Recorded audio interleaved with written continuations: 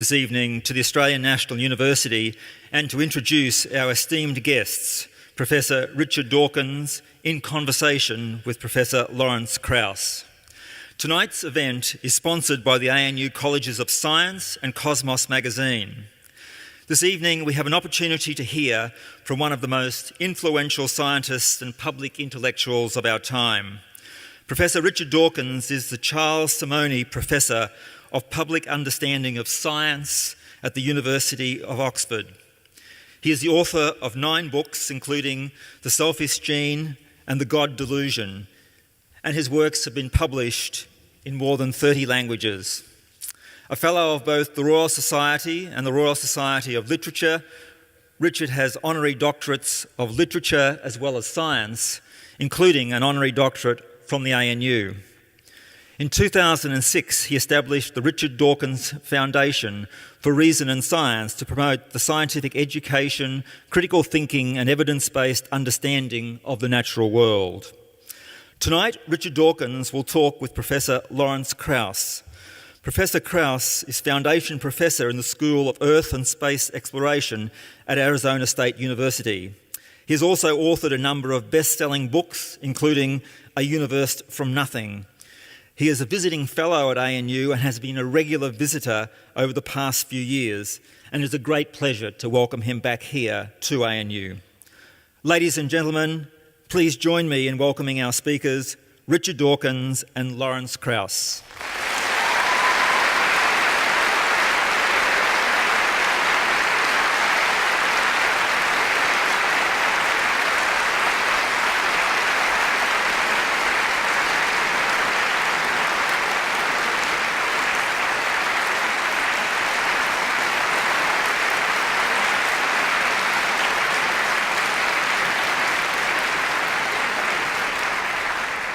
Thank you very much. It's a great pleasure for both of us to be here. We're actually beginning an Australian tour here in Canberra. We'll be here and in Sydney, and we'll be closing off actually at the Sydney Opera House on Monday. And in the middle, we'll both be attending the Global Atheist Convention in Melbourne, the largest convention of atheists in the world. I should begin with some housekeeping details. First of all, the way this is going to work is that Richard and I are going to have a conversation, and we'll talk about that in a minute. And then after we're finished, the floor will be open for questions, and there are microphones at either end of the auditorium and also up in the second level, so you don't have to jump down. And we'll go on as long as the questions are interesting. And the format of the conversation is somewhat unusual, perhaps, but about 5 years ago, Richard and I were asked to speak together at Stanford University in the United States, and Richard insisted that we do it without a moderator, because, as he pointed out, moderators always stop things just when they're getting interesting. So we've tried to have some conversations without a moderator, and that's what we're going to do tonight. And we're never quite certain where they're going to go, and we will see. We have some ideas of topics we'd like to discuss, but we'll see where they go. I actually want to begin, Richard, speaking of moderators. Some of you may have watched TV last night. And did you see Q&A, a few of you? Yes. Well, it was an interesting, I don't know whether interesting is the way to describe it, but it was a program that I want to spend a little time talking about, and maybe you might want to comment on some of your concerns about that program. Well, I suppose my first concern arose when I was announced and the audience went. And then Cardinal Pell was announced and it went, rah, rah, rah. And I couldn't help feeling that this was not exactly a representative audience of Australia. I don't know how the studio audience is chosen for Q&A, but I had my suspicions at the time, which I think have rather been confirmed, that there was some fairly smart footwork, which I suppose they're rather good at, and maybe we're not so good at, and maybe we should learn how to stack the audience. Or learn how it's done. You've got to be a bit politically savvy.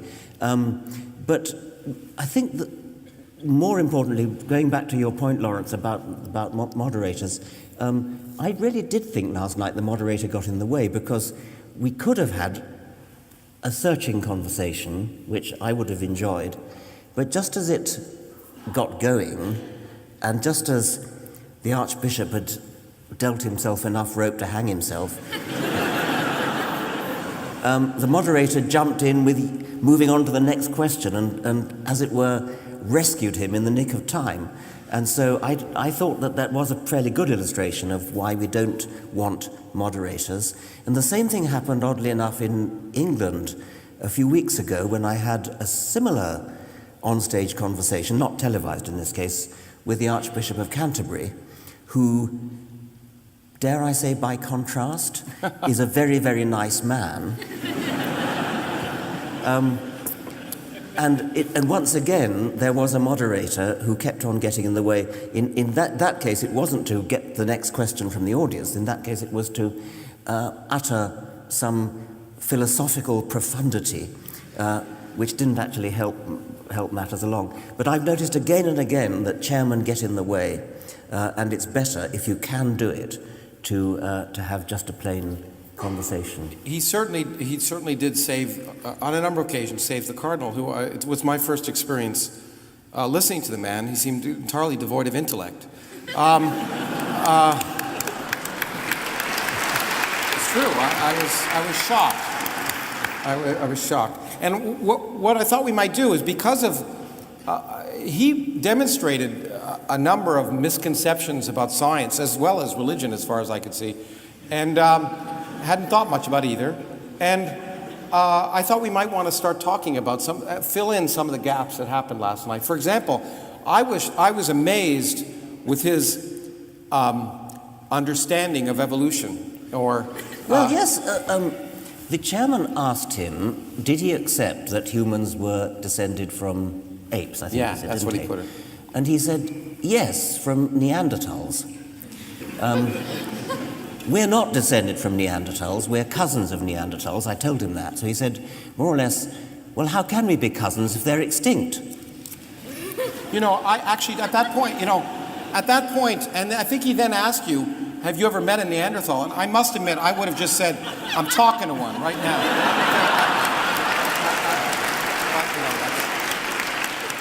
But I think, it is one of the biggest misconceptions about evolution, in the sense of how it works. And the idea of speciation is a very non-intuitive concept, which is one of the reasons that I think many people have problems with evolution as a concept, because it doesn't happen on a human time scale, and you don't. I've testified before school boards in the United States about trying to keep evolution in the schools, which are constantly, there's a battle all the time to try and get rid of evolution. And I'm always told, why aren't I seeing apes turn into humans right now? Yeah. And it's a constant harangue. So maybe you want to talk a little bit about that. Well, that is one of the commonest things. I'll believe in evolution when I see a monkey turning into a human. It's as though they think it happens overnight. And it is true that it's very, very hard to grasp the sheer immensity of the timescale that's involved. We as humans are used to a timescale of years, decades, centuries we can just about cope with, even millennia, but then millennia start to feel a bit kind of mysterious and, lost in the mists of time. 1,000,000 years is something we can't really grasp. 100 million years is something completely beyond our comprehension, and there have been various attempts to dramatize it, things like, representing the whole of the span of life by a 24-hour clock, and humans appear, I don't know what it is, 5 minutes before midnight or whatever it is. Another one is when you hold out your hand, your arm, and you say the middle of your neck is the origin of life, and then it's all bacteria out to about there, and then dinosaurs come in about there, and fossil humans, sort of recognizably Homo sapiens, come in about the tip of your fingernail. And the whole of human history, the whole of recorded history, the Egyptians, the Babylonians, the Assyrians, the Hebrews, the Romans, the Greeks, all falls in the dust of one stroke of the nail file. That's not my own, that's somebody else's, but I think it's rather a good one.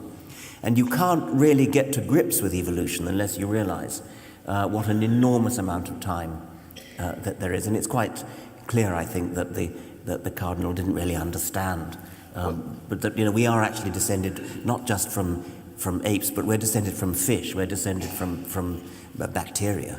But also even the question, I thought, by the way it was put by the moderator, we're descended from apes, gives the impression that we are descended from creatures that now exist contemporaneously with us, which of course is not the case. That's one of the commonest misconceptions. And you hear it in the form of, well, if we're descended from chimpanzees, how come there are still chimpanzees? We're not descended from chimpanzees. Even if we were, there's no reason why they shouldn't go on living with us. It doesn't mean they have to go extinct. Although we seem to do a very good job of making things extinct that are going with us. Well, that's true. You could say if North Americans are descended from Europeans, how come there are still Europeans? Excellent. Or Australians, for that matter. Well, as ignorant, I personally took affront to something the Cardinal said. I bet you did. Yeah. Because as ignorant as he was of biology, he was, what upset me was he was disingenuously ignorant about, and I thought ungracious to you, in fact, in that context. Well, that's, I think, there was the question that came from the audience where somebody said, I'm holding nothing in my fist, and you can't make something out of nothing. Which of course was a reference to Lawrence's book, Something from Nothing. The whole point about modern physics is that you can't do it by common sense. And that's why you need physicists. If you could do it by common sense, that's really if you could do it by common sense, you wouldn't need Lawrence. So I'll take that as a compliment, Richard. Yeah. So it is very clear from reading reviews of your book, Something from Nothing. First of all, I should say that I was very proud to have written the afterword to this book. I was accused last night by Cardinal Pell of not having read the book because he said, you wrote the foreword and you evidently didn't get to the end. If he'd read the book, he'd have known that I did not write the foreword. In fact, that's the thing that I objected the most. I don't mind ignorance so much. It's the illusion of knowledge that upsets me more. And in fact, he has to be held responsible, and I'm happy we're going to Sydney because I plan to hold him responsible for criticizing a book that he clearly hadn't read. And that was a clear example of it. He quoted verbatim from a review by a philosopher of my book, and of course totally bungled it. Totally distorted. But the first part he said 6 pages before the end of the book, which was how this review in the New York Times began. Yeah. But the key idea, which really is so difficult and I guess challenging and perhaps threatening to both some philosophers as well as theologians, is this question of something from nothing. As it happens in the case, as I think we've talked about before, in biology. How do you get life from non-life? That was originally sort of the main theological question. How do you get life from non-life? And even in the original version of Darwin's book, he says at the very end, God breathed life into the first species because... Only in the first edition. Only in the first edition. In second edition, he leaves out God. No, the other way around. Sorry. Yeah, he put it back in because that's right. In the first edition, there's no mention of God. He says, originally breathed. And then in the second edition and subsequent editions, he says, by the Creator. But that's a much easier problem in a way, because you're starting with chemistry. You start from molecules bumbling around in the warm little pond, as Darwin called it, primeval soup, as people later called it. And then you get the first self-replicating molecule. But something from nothing, from literally nothing, and that's what really gets people. That's the one that's really counter to common sense. And they clearly misunderstand what you mean by nothing. So well, exactly. And the problem is I'm often accused of not talking about the nothing that classical philosophers 2,000 years ago or theologians talked about. And the answer is I'm not really interested in their nothing. I'm interested in the real nothing. I'm interested in asking the question, based on our understanding of the universe, we'll probably get back to this often, science changes what we mean by words. And it changes that meaning because we learn about the universe. We actually make progress in science, unlike theology. And that's because we can be wrong, and we can learn, and we learn from the universe. So if we ask the question, And I think perhaps the most offensive thing I said it was initially at the beginning is that something and nothing are not theological or philosophical quantities. They're physical quantities. Most people recognize that something is a physical quantity, but they refuse to accept the idea that nothing might be a physical quantity, somehow the absence of something. And so what is remarkable and surprising in some sense how there's been a reaction to it is in this particular book what I tried to do was not attack theological notions, but celebrate our changing picture of reality, the amazing discoveries that have been made over the last 50 years, some by people here, by my friend Brian Schmidt here, who won the Nobel Prize for his discovery, that have changed completely our picture of the universe and made it plausible, the most remarkable and unexpected thing you can imagine, that you could start with absolutely nothing. That means, unlike the cardinal said, and unlike some people argue, no particles, but not even empty space. No space whatsoever. And maybe even no laws governing that space. And we can plausibly understand how you could arrive without any miracles, without any need for a creator, without any supernatural creation, you could produce everything we see. And I find that the fact that it's plausible, remarkable, in the same sense that I think I found it plausible when I first learned about evolution. The amazing fact that the diversity of life on Earth, which seems so designed and complex, could arise from so simple a beginning. These two things are both extraordinarily exciting, intriguing, enthralling. Clearly life is, clearly the idea that you can start with nothing but chemistry, the ordinary laws of chemistry, and end up with us and kangaroos and oak trees and wombats. I mean, that is the most astonishing fact. But you know, even more astonishing is that you can get physics, you can get matter, you can get everything from nothing. They are, because it seems like you should violate some law that, and out of, as classical philosophers said, out of nothing comes nothing. But that's, the interesting thing is that's based on common sense. But as you pointed out, the world doesn't care about our common sense. Our common sense should be determined by reality, by the evidence of reality. And in quantum mechanics, for example, which is an area of physics I am involved in, defies common sense. Everything we think is sensible about the universe at some level is not true. You and I appear to be in one place at one time, but electrons can be in many places at one time. It seems impossible. It seems illogical. And I have a T-shirt that my dear partner who lives here in Canberra gave me. It says 2 + 2 = 5 in the limit of extremely large values of 2. And the point is, 2 + 2 in the limit of large numbers, common sense goes out the window. And once you add gravity to the mix, everything changes. And one of the things that we've discovered about the universe that's so amazing is that the total energy of the universe could plausibly be precisely zero, even in spite of the fact that it's full of stuff. And once that realization occurs, you realize that maybe there's a way to create it from nothing. And then we've learned that the nothing of the classical Greeks and of the Bible, an eternal empty void, is certainly not nothing, because empty space is a boiling, bubbling brew of virtual particles. And in fact, we discovered that nothing can weigh something. That's what, in essence, the Nobel Prize that was given to Brian and his collaborators were here for. Nothing actually weighs something. So the whole idea, there's not much difference between nothing and something. And for some reason, that offends people. The fact that really answering the question, why is there something rather than nothing, is really akin to saying, why are some flowers blue and some flowers red? Or maybe even the question that used to be important, Kepler would have asked, why are there 5 planets? And he thought they had something to do with platonic solids. And of course, now we know that there are 9 planets, and there are 9 planets. Pluto is a planet. Don't believe it, whatever one says. My daughter studied Pluto in grade 4, and she's certainly not going to go back, I promise.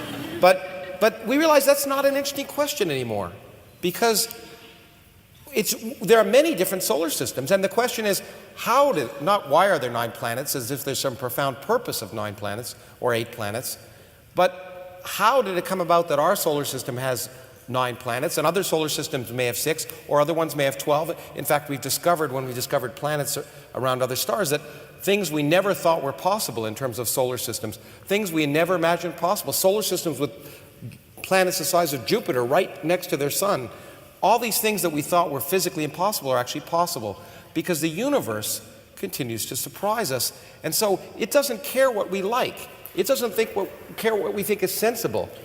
But I suppose things like planets the size of Jupiter being very close to their sun, I mean, that's surprising, but it's not surprising in the same way as the idea that there could be literally nothing from which something suddenly springs.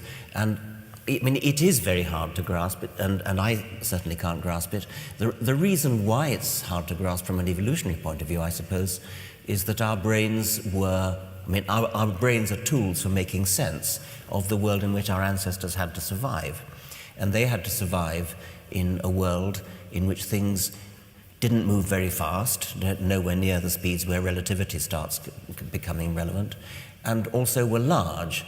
And so quantum mechanics didn't have any effect.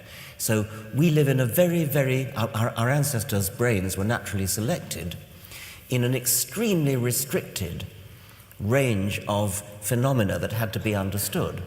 And so common sense equipped us to be very bad physicists. And so you have to emancipate yourself, just as I suppose our medieval ancestors had to emancipate themselves from the idea of a flat earth. I mean, they would have thought it incredible that here we all are in Australia upside down. I mean, that would have been very worrying to medieval people in Europe. Now it's commonplace.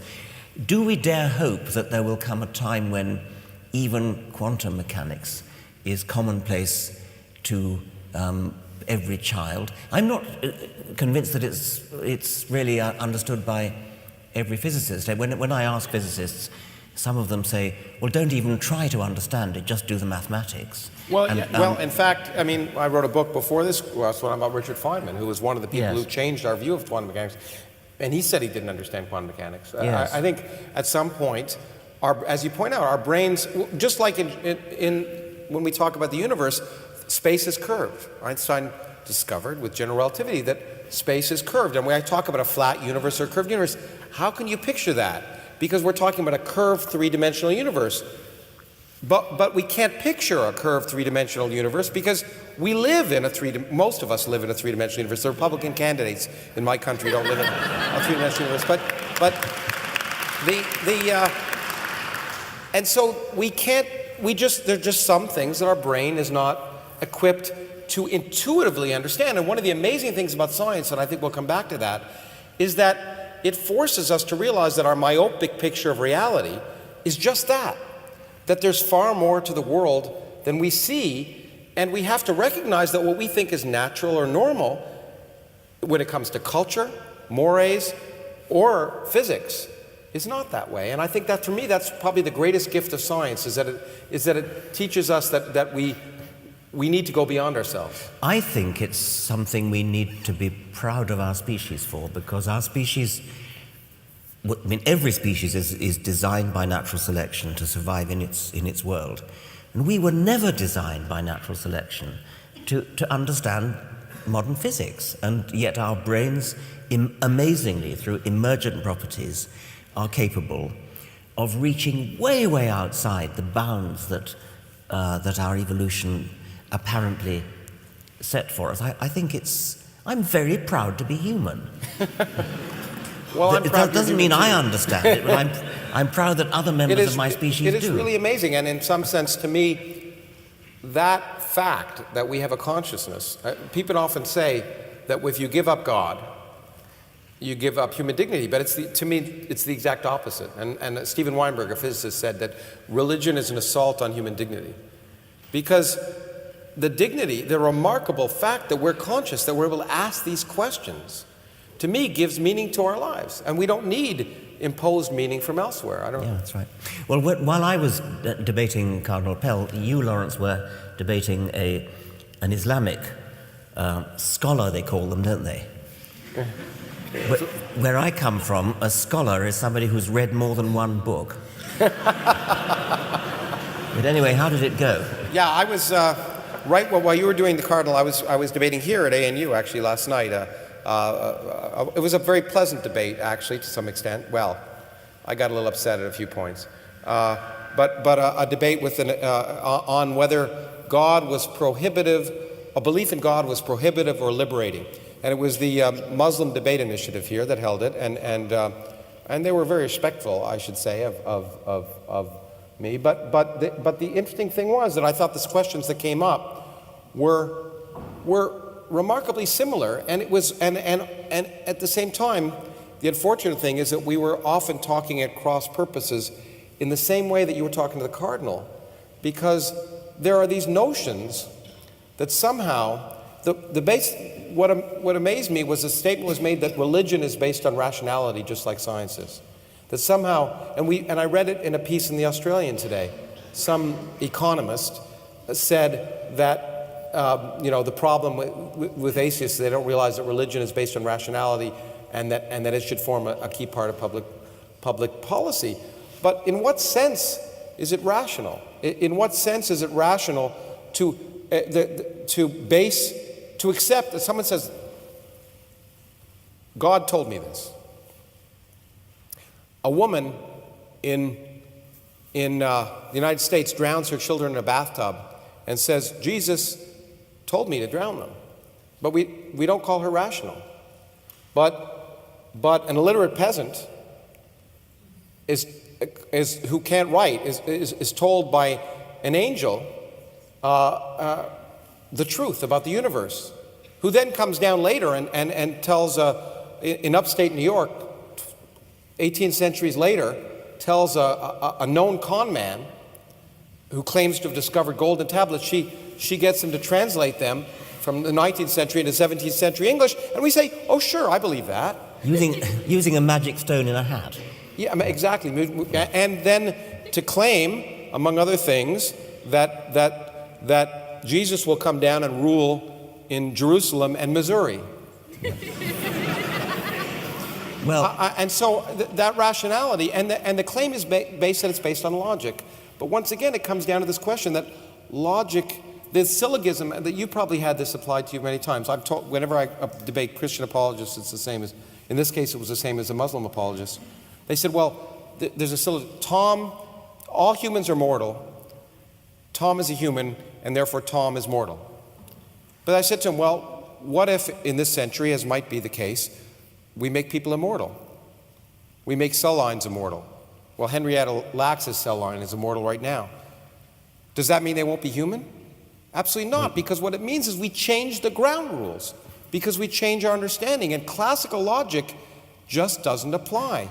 And what may seem sensible and rational, we're based, let's face it, all of the major world religions were based on either oral traditions in the case of Muslim tradition, or things that were written hundreds of years after the fact by people who weren't involved, before there was video cameras or anything able to record it, and before people even knew the Earth orbited the Sun.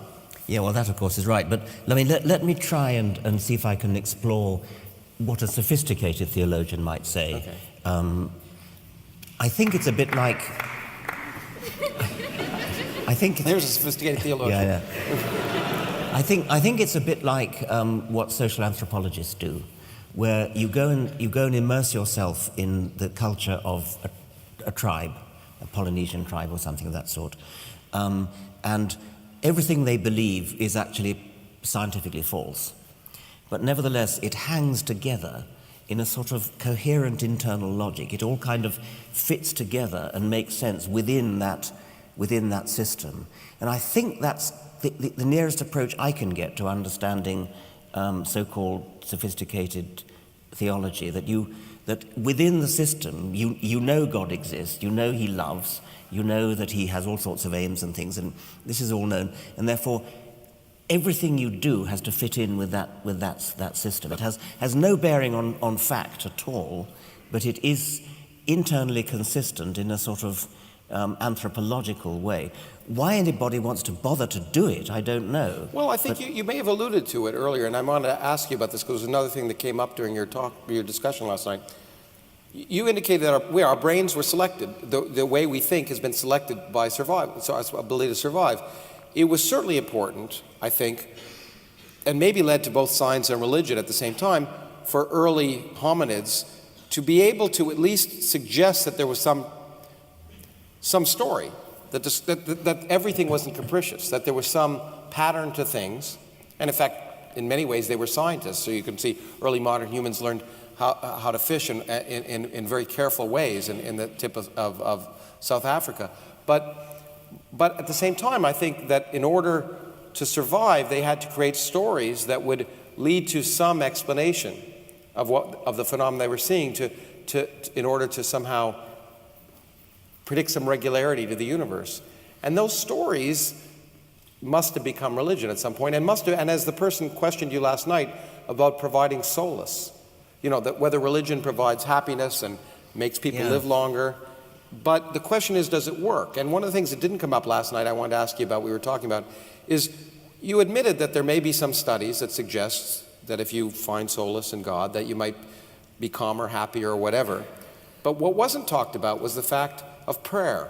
And I wonder if you want to talk about that a little bit. Well, what came up last night was the suggestion that that comfort has some kind of psychosomatic effect. There may be actually even a Darwinian benefit in religion because it actually makes you more healthy. There is a certain amount of rather equivocal evidence to that effect. The important point to make, of course, is that it has no bearing on whether it's true. I mean, the placebo effect is well known to doctors. Doctors aren't allowed to prescribe placebos anymore. Only homeopaths are. That's all they prescribe. Which is all they prescribe. Before about 1900, homeopaths did better than real doctors because real doctors mostly caused harm rather than good, and homeopaths did absolutely nothing. But you were asking about studies of prayer. There have been studies experimental studies, quite well-controlled double-blind studies of whether third-party prayer, praying for, in this case, victims of heart disease, would get better if they're prayed for. It's quite difficult to design a double-blind trial to do this because the patients are not allowed to know they're being prayed for. And the people who are doing the praying mustn't be allowed to know who they're praying for. And so they're not allowed to say that you're praying for John Smith. You have to sort of disguise it a bit by saying you're praying for John S. And maybe a little bit of ambiguity about which John S. you're praying for and things like that. But anyway, what they did was to divide the prayers up into, there were some patients who were being prayed for and others who were not. You will not be surprised to learn that prayer had absolutely no effect whatever on recovery rate, except for one rather curious fact, which is they did another trial in which the patients were allowed to know that they were being prayed for, and then they got worse. I think the argument was they got worse because if they knew they were being prayed for, they felt they should be getting better. Yeah, they had and the anxiety hurt them. Yes. And it was funded interestingly enough, by the Templeton Foundation, which of course was trying to prove exactly the opposite. Yes, that's right. Yeah. Now, let me, as long as we're talking about prayer, I wanted to ask you about something I think we're both confronted with. Is people say, well, look, science can't replace religion. Science can't replace spirituality. Science can't fulfill the needs that are ingrained in humans. And you need religion. I wonder what you want to think about. Well, there are various things you could mean by by needing religion. I mean, you could say, what does religion provide? Well, historically, it attempted to provide explanation for the universe and the world, and I think it's fairly clear that science has superseded religion there. Religion also provided, or possibly provides, comfort, and the possibility of health, but comfort in the face of death, comfort in the face of bereavement, and I suppose does science substitute for that? Well, I suppose it does in the form of drugs and improved medicine and things like that. It does provide a lot of comfort. It doesn't provide you with the promise of life after death.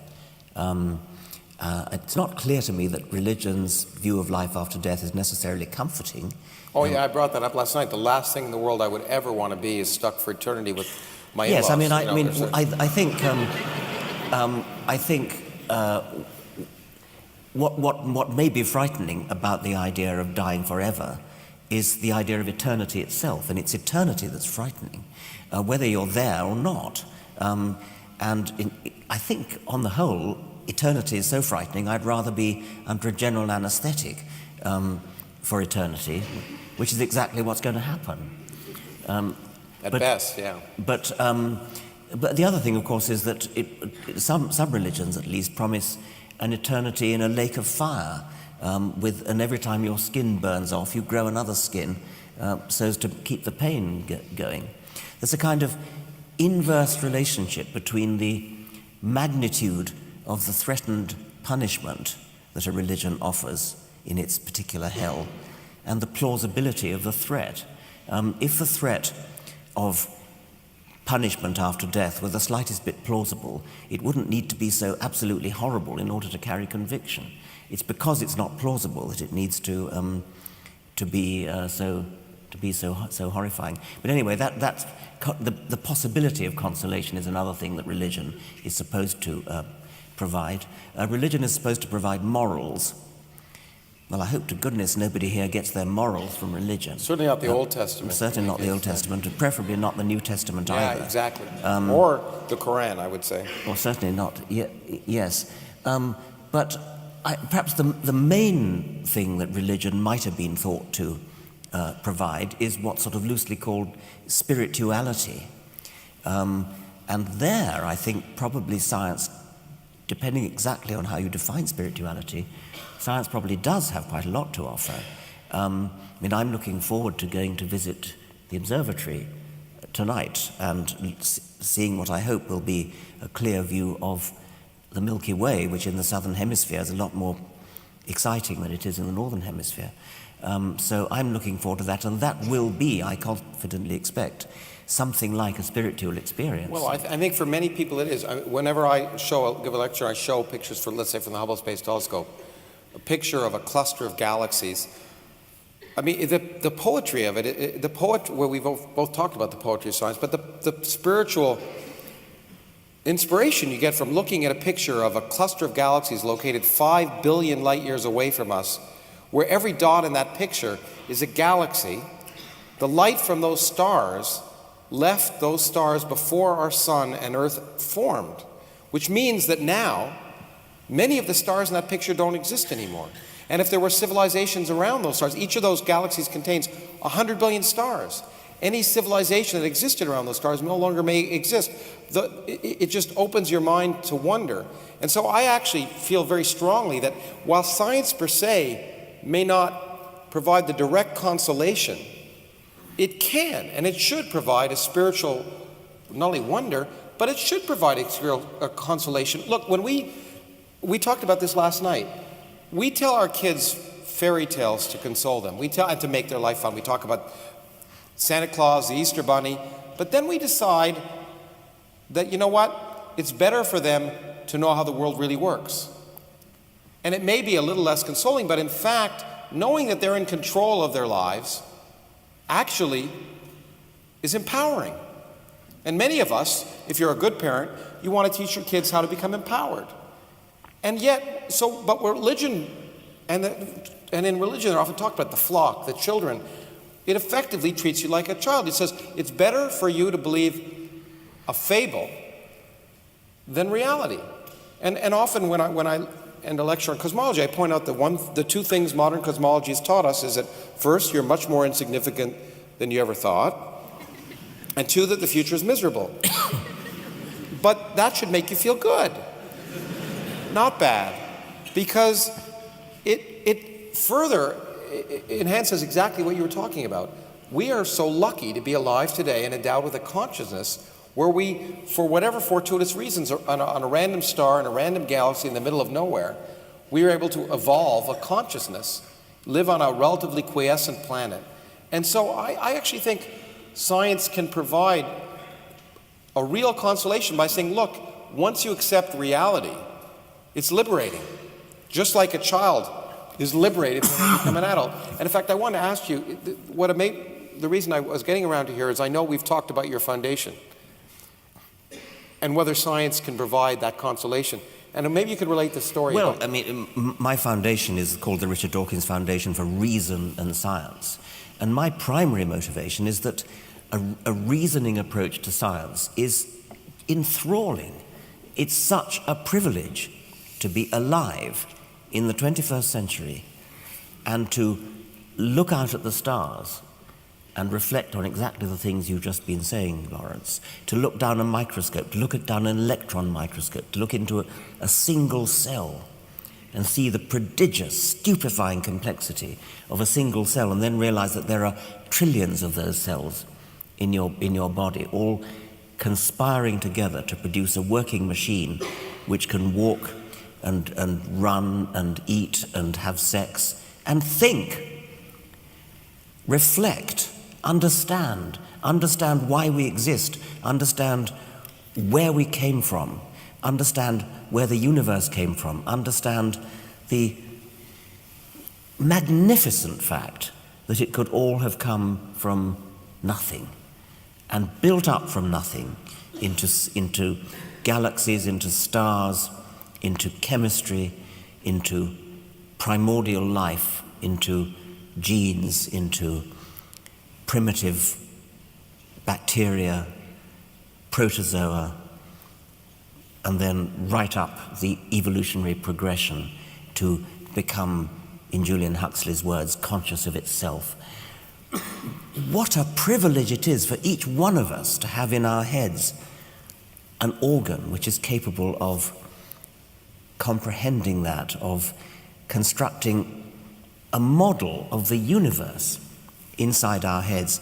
It is sad that that model will die when our brain dies, but my goodness, what a privilege it is before we do die to have been able to construct that model in our heads and to understand why we were ever born in the first place. Perhaps the most exciting part I'm sure for both you and I hope for those of you who are students in the audience, is that we don't know all the answers. And that's the other fundamental difference between science and, I would say, religion, if we want, is that religion assumes the answers and asks the questions. And the great thing about science is not knowing. That's what makes it exciting, is that there are mysteries remaining to be discovered. We don't understand the mystery of consciousness. We can talk about it, but we have no idea how it arises. That amazing that you have electrical impulses in your brain, which clearly, by the way, are very different than computers, vastly different than computers, because you can argue from a physics perspective that if you built a digital computer that had the storage capability of the human brain and the processing power, it would require 10 terawatts. 10 terawatts, that's 10 times 10 to the 12th watts. The human brain uses about 10 watts. So somehow, we are 10 million times more efficient than digital computers. We don't understand that. That's amazing. But I wanted to actually hit the point that you didn't get to, but what I found remarkable. When you tried to make your foundation for reason and science a tax-deductible foundation, a charitable foundation, you had a problem. Well, I wanted to get it tax-deductible, and so I applied both in Britain and in America. The primary problem was in Britain, where in order to, you have to prove it benefits humanity. If you're a church, you don't have to prove anything. That goes through goes through on the nod. But I had this foundation for reason and science, and I got a letter from the British Charity Commission which said, kindly explain how scientific education benefits humanity. I thought we had to tell that story in public. I thought we had to hear that. Before we're getting close to the end, there are a few things I thought we might cover. One was, in fact, a big issue in the United States, and to some extent in England, and I'm not, it's amazing to visit a country where the Prime Minister is an atheist. It's remarkable. In the United States, you may not be aware, that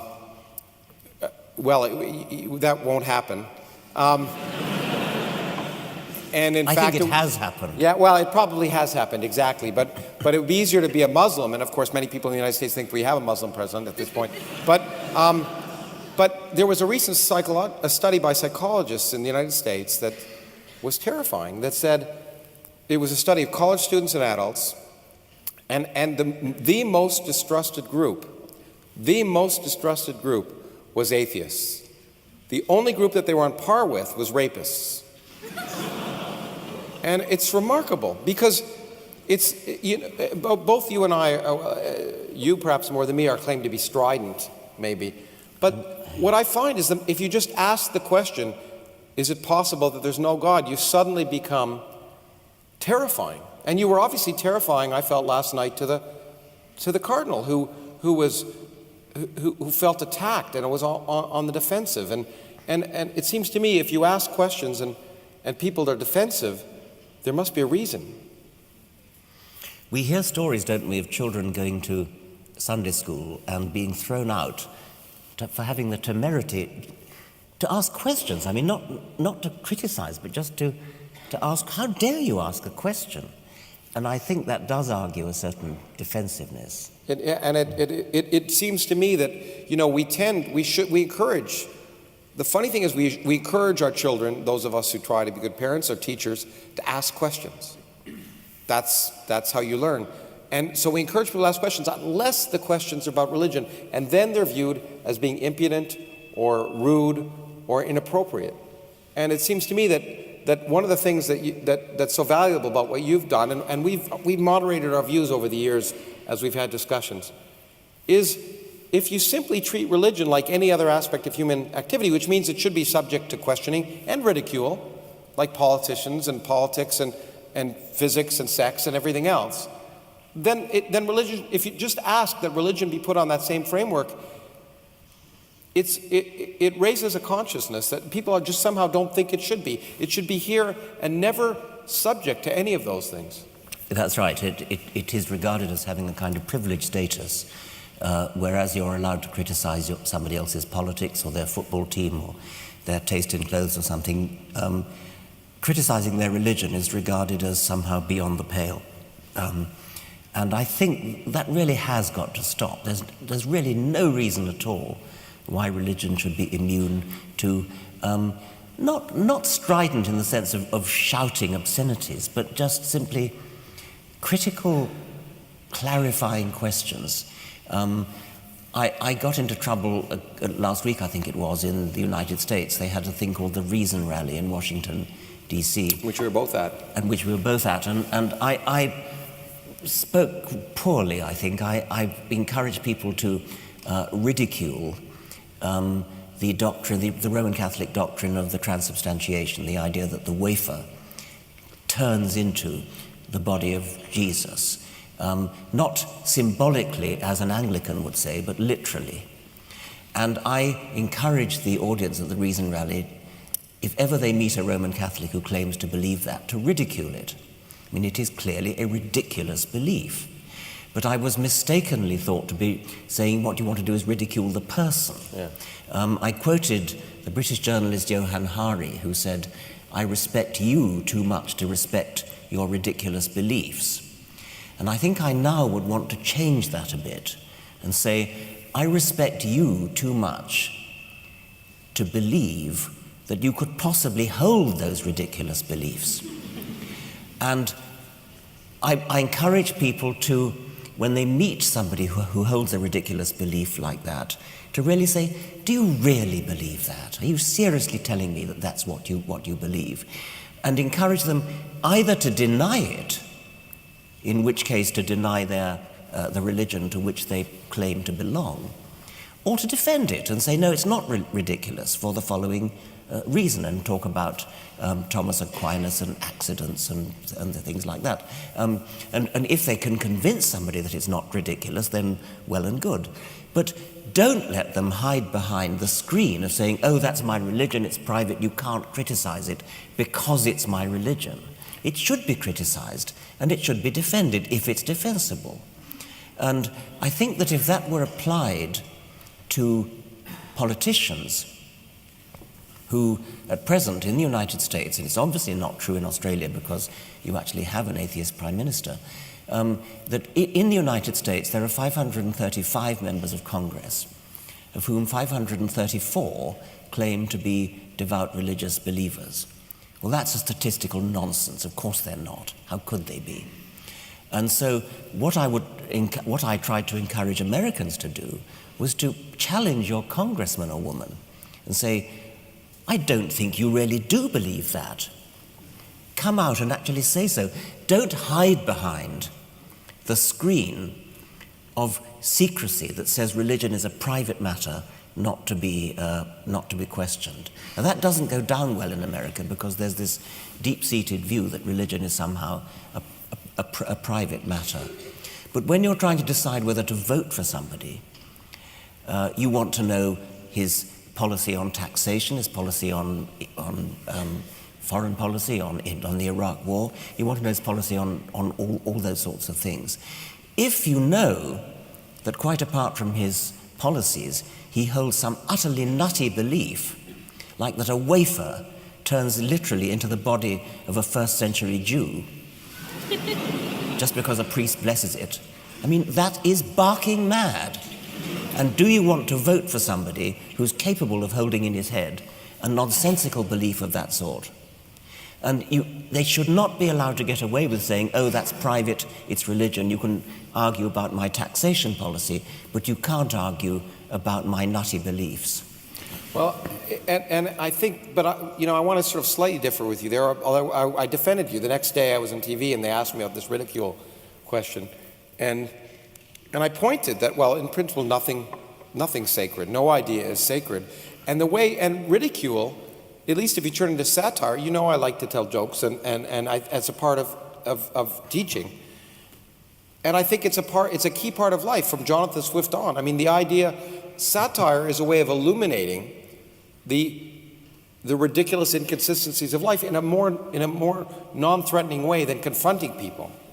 And if you can make fun of something, it's a way of really pointing things out. So in my country, where most people get their news from something called The Daily Show or The Colbert Report, because the satire there is much more informative often than the nightly news. And so I think ridicule is in that sense, not to be vindictive or mean, but to hold the ideas up. And in fact, we're both good friends, and we'll both be talking about we'll both be attending this Global Atheist Convention, and you and I are both giving little talks about our late friend Christopher Hitchens, who was a remarkable man. And he used to point out that was the key thing is the hardest thing to talk about are the most obvious bits of nonsense. A child can ask it, it's the emperor's new clothes. Why is the emperor not wearing clothes? And to do that and to subject religion and anything else in life to humor and satire, I think is a very important way of exposing its problems. The last thing I want to hit before we turn to questions, I guess, is, for me, we talked about it, one of the most liberating things about science in some sense is forcing your mind to open up. So I want to ask you, and I'll be happy to answer the same question if you want, is what in your scientific career was the hardest thing for you to accept? What was the hardest thing to intuitively, you really had to set aside some deep-seated prejudice in your own mind? Well, if we're talking about a big thing, it would be how you can get something from nothing, and we've talked about that. If you want to talk about a specific thing, a more detailed thing in my own field, it would be the demonstration from molecular biology, comparative molecular genetics, that whales' closest cousins are hippopotamuses. Hippopotamuses are closer cousins to whales than hippopotamuses are to pigs or cows or sheep. So in my traditional view as a zoologist, hippopotamuses were firmly within the even-toed ungulates, the cloven-hoofed animals, and we were taught as undergraduates that they were bracketed with pigs. So you had hippos and pigs, and then you had the rest of the even-toed ungulates, cows and sheep and things like that. What molecular biology is telling us is that whales spring out in the evolutionary tree from right within the cloven-hoofed animals. Whales are closer to hippos than hippos are to pigs. Now that's a strictly phylogenetic, a strictly cladistic, as we say, way of talking. But it is an amazing, I mean, it's not that surprising when you start reflecting on it, because whales, by going into the sea, emancipated themselves from all the pressures of a land animal. So pigs and cows and antelopes and sheep are all land animals, constrained to live as land animals, which is why they've stayed as cloven-hoofed animals. And whales, by going into the sea, have been able to take off like giant balloons and just turn into something utterly different. But the fact remains that their closest cousins are actually hippos. They spring from right within the even-toed, cloven-hoofed animals. And that's something that molecular genetics has turned upside down my world, the world of a zoologist educated just at the start of the molecular biology revolution. For me, it was, obviously as a physicist, you get used to a strange world, relativity, quantum mechanics, all these things. As a student, you learn that these basic ideas of space and time that you grew up with are not the case at all, and paradoxes are possible. But for me, right now it's deeper, and I wrote about it in the new book. It's this possibility that the laws of physics are an accident, because it goes against everything that made me want to become a scientist. I became a scientist because I wanted to understand why the universe had to be the way it is. And if it's really true that it's just an accident, it's really disappointing in a sense, because it really means that, Einstein asked the question, he phrased it poorly. He said, did God have any choice in the creation of the universe? That's one of the last questions in the book. And what he meant was there only one set of laws of nature where if you change any fundamental constant by a little bit, will everything fall apart? And of course, most of us who grew up to be physicists felt, yeah, that's probably the case, and we want to understand the unifying field theory, the fundamental theory that makes the world be the way it is. But everything that we're now learning in physics is suggesting the opposite is more likely. That in fact, it may just be that the universe is the way it is because there may be many universes, and if it were any different, we wouldn't be here to ask the question. So another answer to the question, why is there something rather than nothing, is if there were nothing, you wouldn't be around to answer the question or ask it. But that possibility is so disgusting if you grow up as a scientist that, to me, it's surprising, but it also reflects to me what I think is the greatest aspect of science, is that if it turns out to be the case, then even though I believed in my heart of hearts that it couldn't be that way, I'll throw that belief out like yesterday's newspaper. And the one thing that I hope that happens to every student here, I've said this before, but I'll say it again because I think it's so important, is that at some point in your career as students, that you will have some idea, something that is central to your being, that makes you who you are, that is central to everything that you think makes up what's important about the universe, shown to be wrong. Because that's the liberating impact of science that will truly open your mind up to the remarkable universe we live in. Well, thank you for listening to us now. And now what I'd like to do is open the floor to a half an hour of questions. And so if you would come to the microphones, there are going to be people manning the microphones. And we'll be happy to answer your questions. Try and make sure they're questions. And if you don't make sure they're questions, you can be sure one of us will stop you. Is it possible to have the house lights up a bit maybe more? We could turn the house lights up a bit. I don't know if we can. And I should say, while you're getting to ask the questions, the other bit of housekeeping is after the question period is over, we will be signing books outside, so you can get them. But you can come ask questions quickly even if you don't have a book to sign. I don't think either of us will agree, however, to sign tonight any body parts. Speak for yourself. Okay.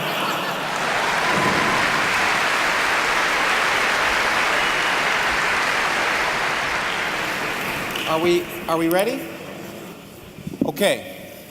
Good evening. I just recently reread the book Ishmael by Daniel Quinn, and in that book he makes a very strong connection between Judeo-Christian religions and the idea that the world was put here for man, and not that man is of the world. And in it, he said, unless we change this fundamental attitude that comes out of religion, or is strongly connected with religion, we will never really be able to tackle the environmental issues and to face the changes that we're going to need to make to improve the environment. And first of all, do you agree with that point of view? And do you think that we can truly make progress in changing the way in which humanity uses the resources of the world if we don't first tackle the fundamental problem of that religious belief? You want to start? Or? No, you start. Okay.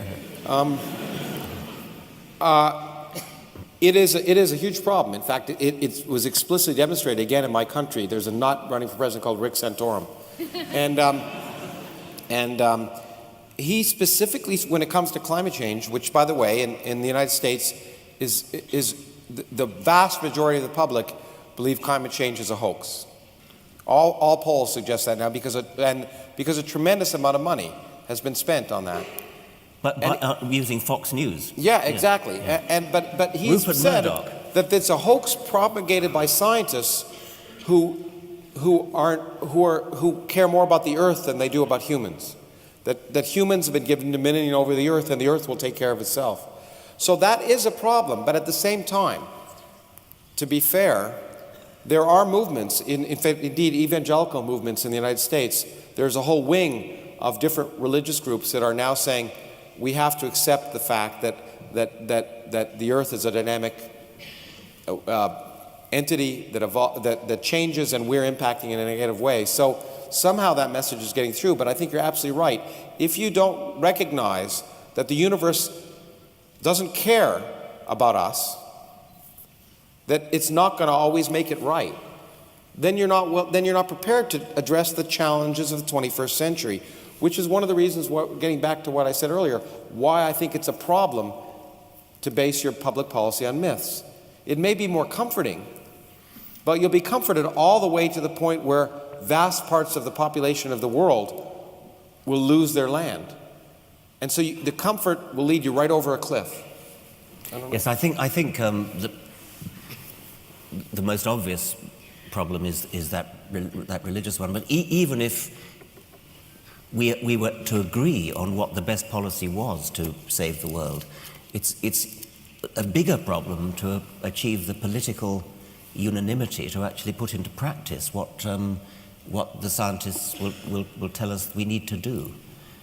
So there's a very, very big political problem. Let me ask you a question to see whether you're as pessimistic as I am about this. But I see no evidence at all that all of the challenges of the 21st century are now global challenges. They're no longer local, from energy to the environment to population. All of these things that have to be addressed, and I see no likelihood that the political systems of the world will allow those to be addressed. Instead, we'll have to deal with the consequences rather than addressing them proactively. Do you think that's likely? Our colleague Martin Rees is even more pessimistic and thinks that actually we'll be lucky to survive the 21st century, because with weapons of mass destruction becoming available not just to major scientific powers like they were in the past, but available to any nutcase who actually wants to die a martyr's death, then the outlook is even more. I don't want you to be depressed about that, by the way. I will say, I was telling Richard, a friend of mine, Cormac McCarthy, who's a writer and a very bleak writer, is a very cheerful fellow, and I asked him, how come you're so cheerful? He said, well, I'm a pessimist, but that's no reason to be gloomy.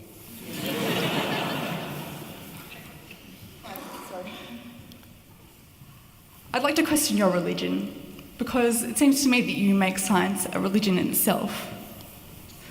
In what way?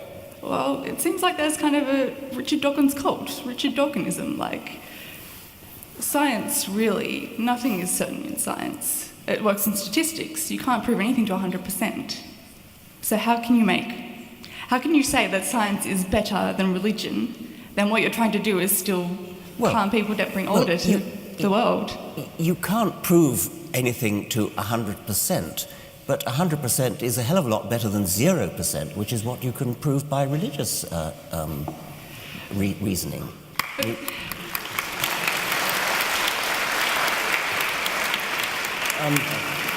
I guess you're giving up. I mean, I think it. Let me try again on that.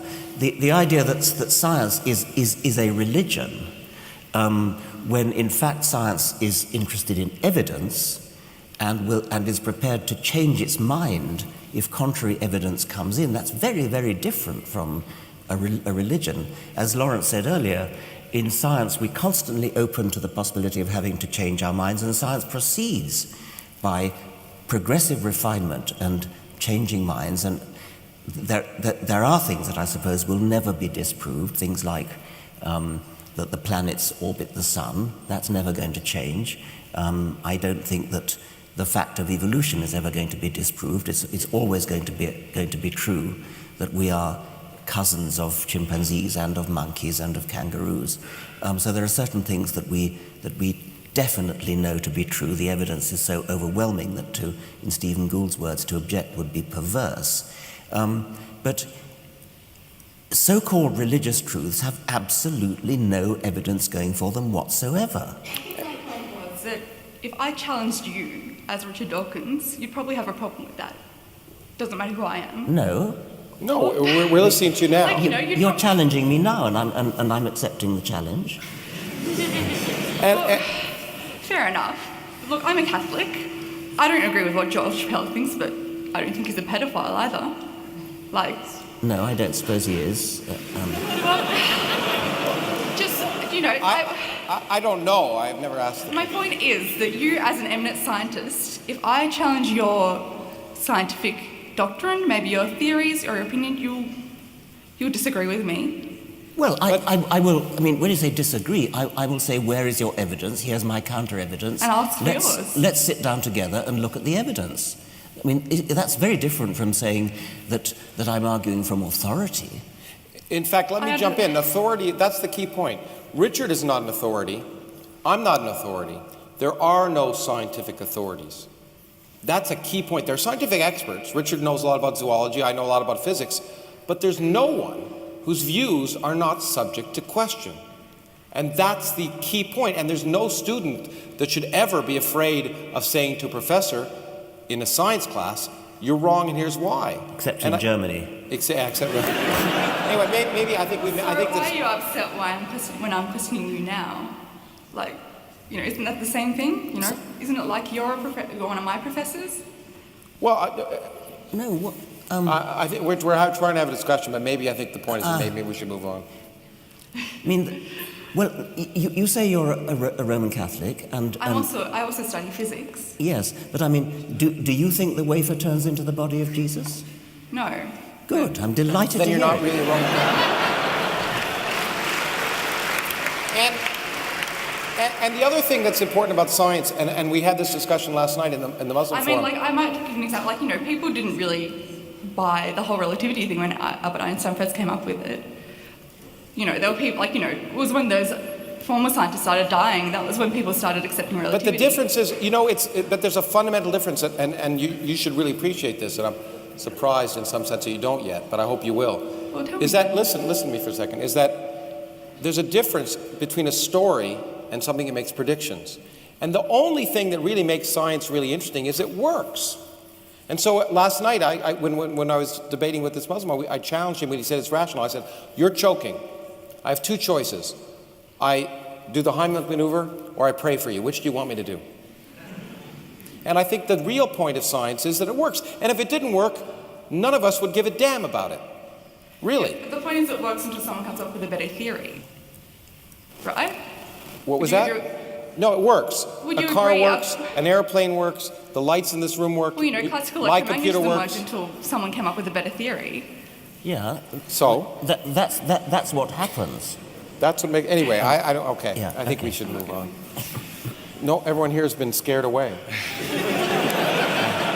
You may have partially answered my question, but I was interested in.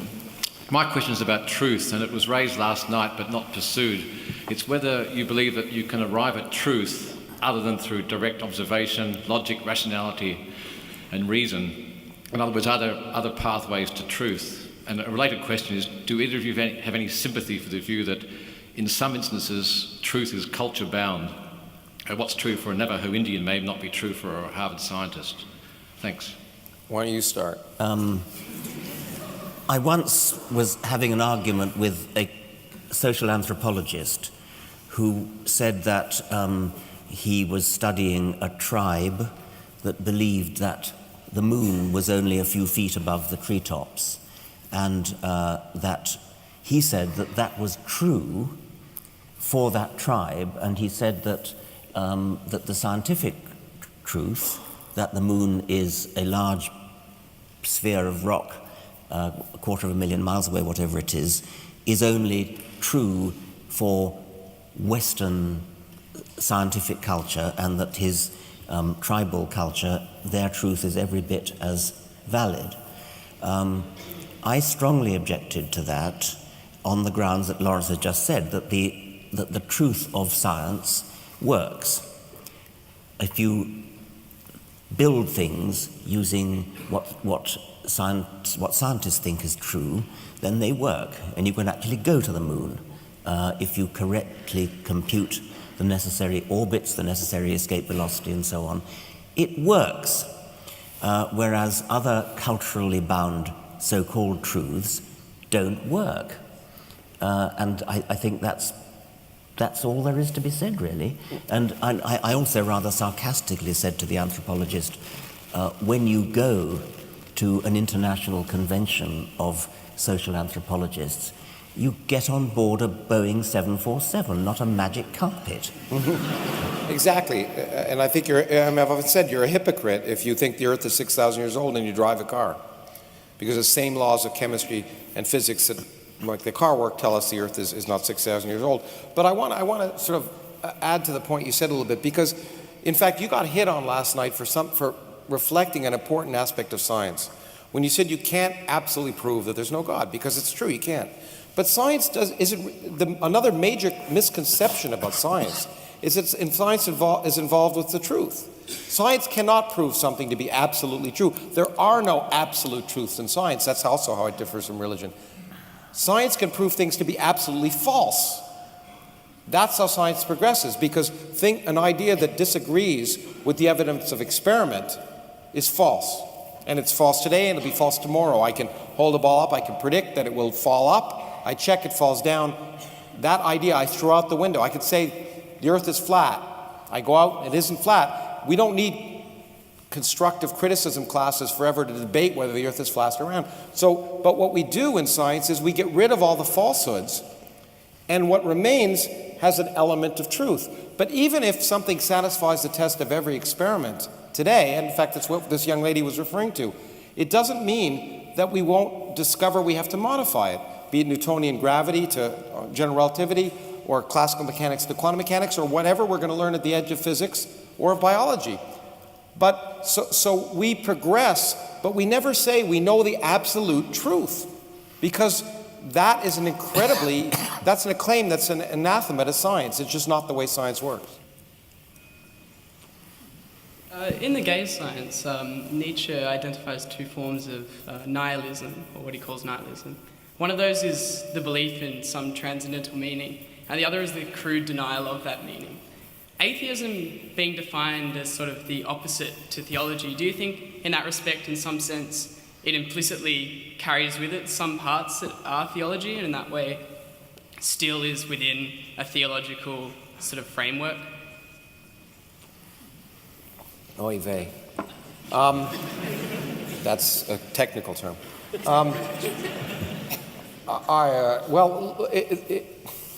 I hesitate to enter into a philosophical discussion, except I would argue that complete that the kind of atheism that Richard and I talk about is not a complete denial of anything. It's a question of what's likely, and that's what Richard was saying last night.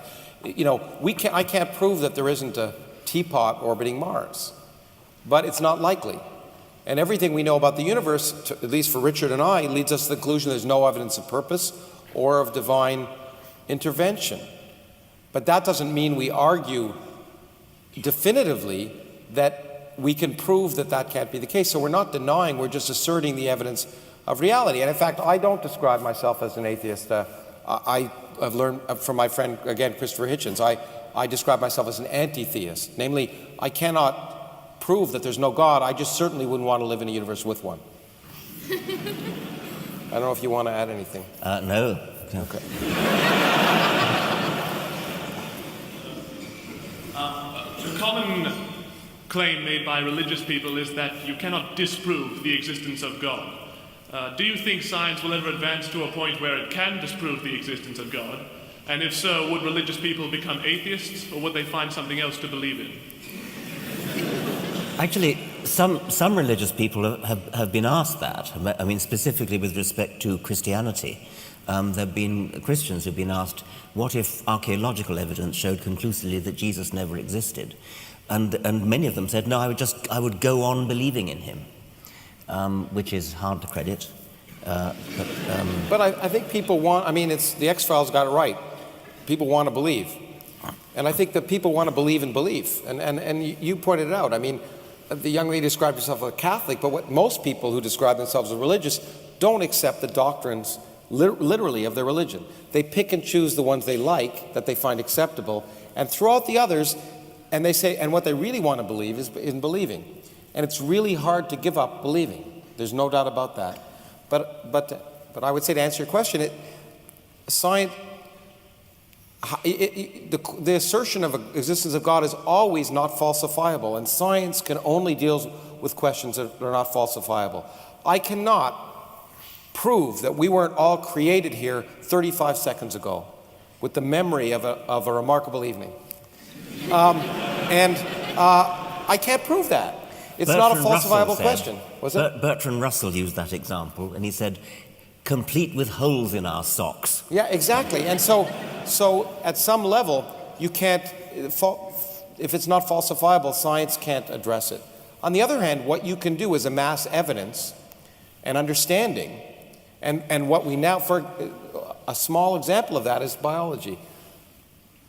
The notion of intelligent design, the notion that we're intelligently designed, is clearly been shown to be beyond the pale, to be so much counter evidence that it's so highly unlikely as to be thrown out. No sensible person talks about it except the cardinal and a few other people. But, well, I guess no, it's true. No sensible person talks about it. But I think that's as far as you can go. Hello. This is going to be a bit of a change of subject, but I'm more interested to see what Richard himself, and maybe even Lawrence, who had a similar experience, thinks of people on the internet, and even to a lesser extent in real life, misquoting or taking what you say at face value, almost raising what you say or who you are to a godlike status. I'm sure there are people here who have browsed websites such as Reddit, seen things on Facebook, 4chan, of people who just kind of use you or people such as Carl Sagan, as Neil deGrasse Tyson, people who say important things and who are smart, obviously, but they just take what they say at face value. How do you feel about that being used in like an atheistic argument? You know, people kind of almost reversing the tables. They're almost treating you guys on like a godlike status as kind of, I don't know, how would you feel about that? Or have you even observed that in the first place? I don't think I have observed it, but if I did, I would be very disturbed. I would be very upset if anybody treated me the way Roman Catholics are taught to treat the Pope. Which, I mean, I think it's a truly horrible idea. That you always make me kiss your ring every time I meet you. What are you talking about?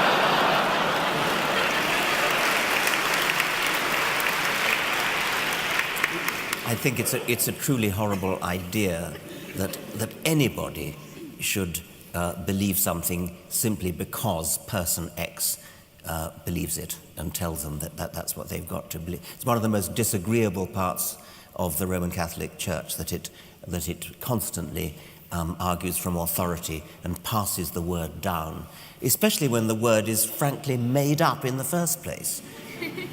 In fact, you know, I mean, I'm happy when people quote us, you know, if they like what we say. But again, I found it in the debate yesterday. It's really interesting when I read people and they say, this is the case because so-and-so wrote it. Because whether it's you or me or Carl Sagan or whoever, or a philosopher, and it's like, what does it matter what they say? That what they say, they could be wrong, you know, and so it really is important. Whenever anyone starts quoting something by saying so-and-so said this, say it doesn't matter what so-and-so said. You know, they could be wrong.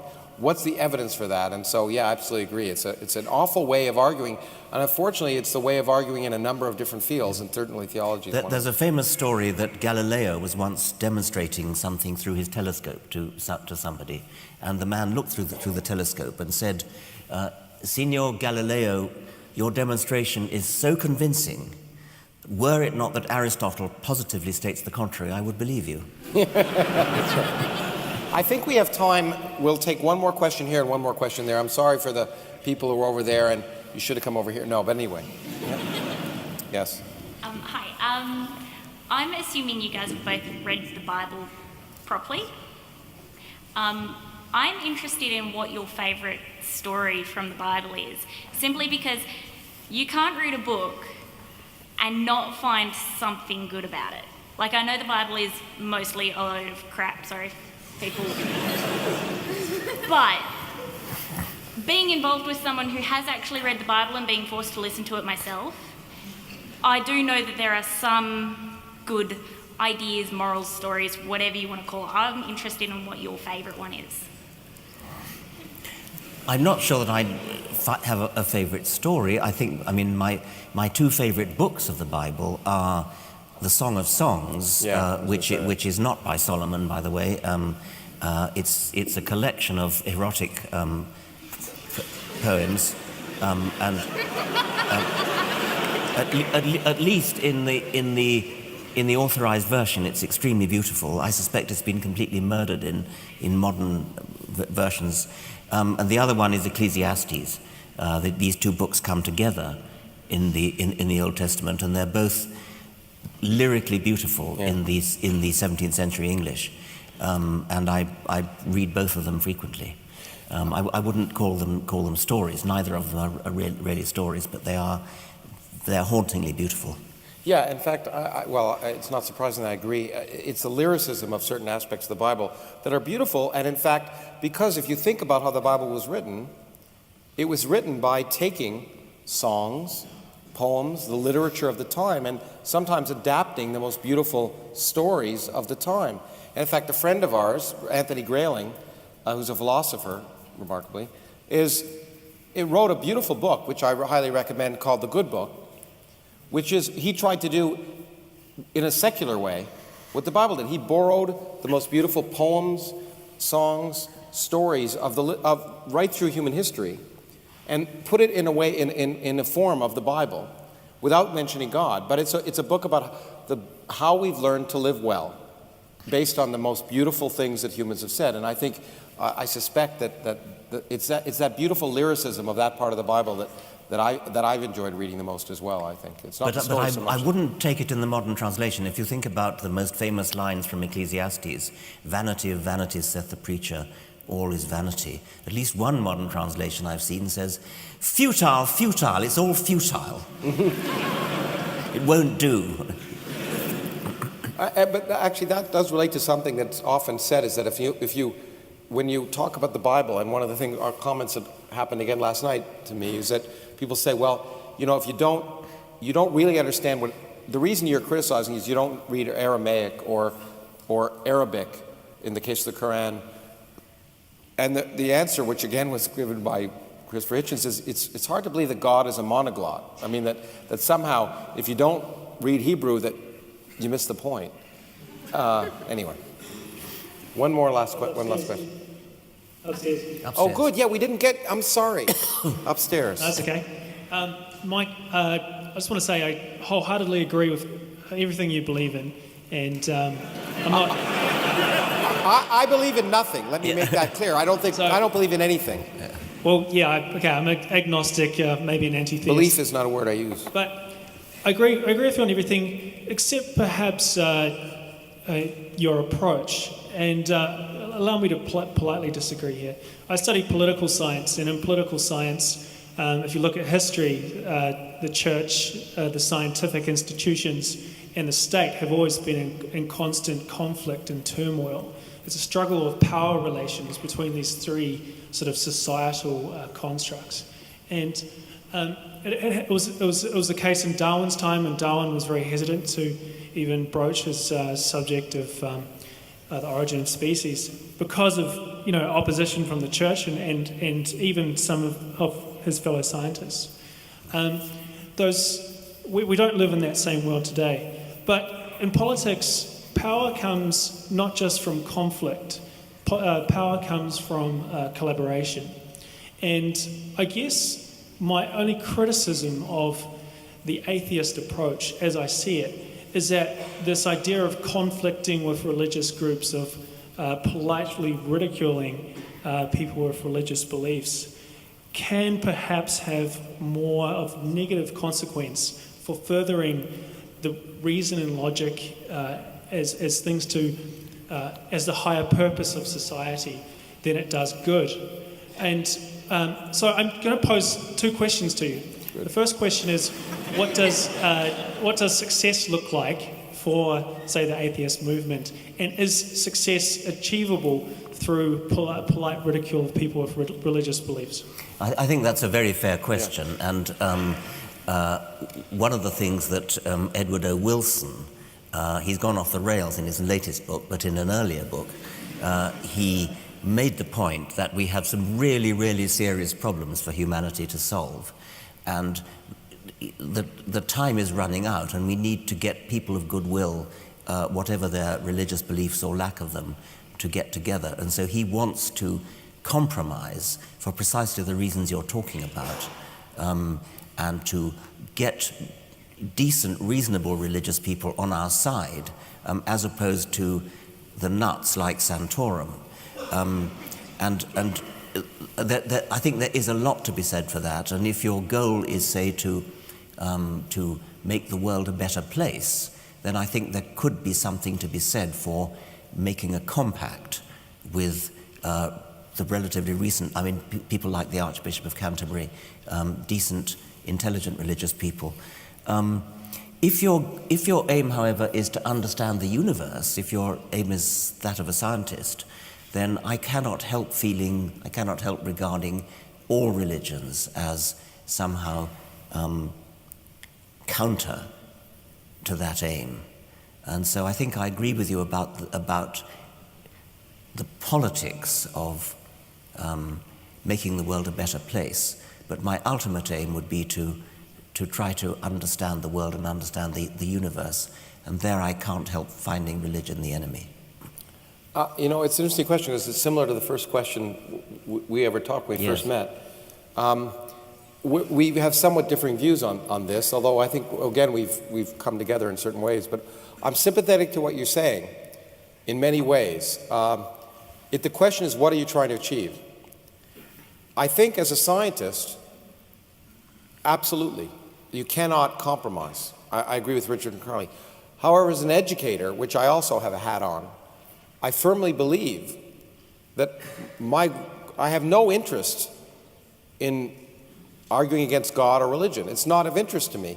All I'm interested in is getting people interested in learning how the universe really works, because that's so amazing. And if as a consequence they give up a belief in God, that's fine, because I think inevitably that'll happen personally. But that doesn't matter to me. What really is more important, I think, is ultimately getting people to take the blinders off one way or another. And you're absolutely right. The only way to reach people is to seduce them, is to go to where they are and get them interested.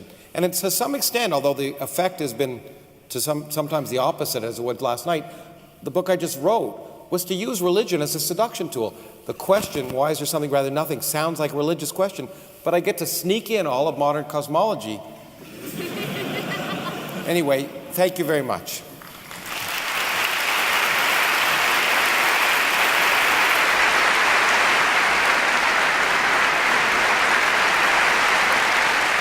Richard, Lawrence, one of the things you can't do without a moderator easily is to thank yourselves.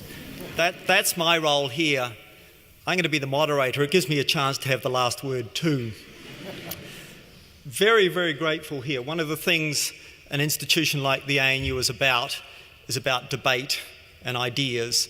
And what we've heard this evening is a very intimate conversation, and that's really quite a remarkable thing to do in a place like Llewellyn Hall. But it's a conversation and questions and a debate about things that matter to us from two respected scientists in biology and in physics. And it's been interesting and enthralling. So once again, can you join with me to thank Lawrence and Richard?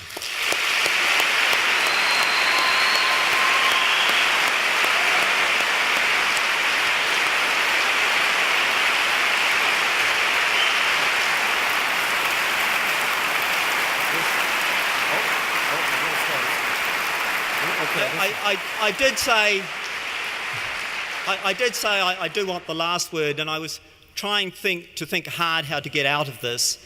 And so I want to take a quote, and it's a quote from an Irishman, because of course the Irishmen have the best quotes. But it's a quote from the comedian Dave Allen. And for those of you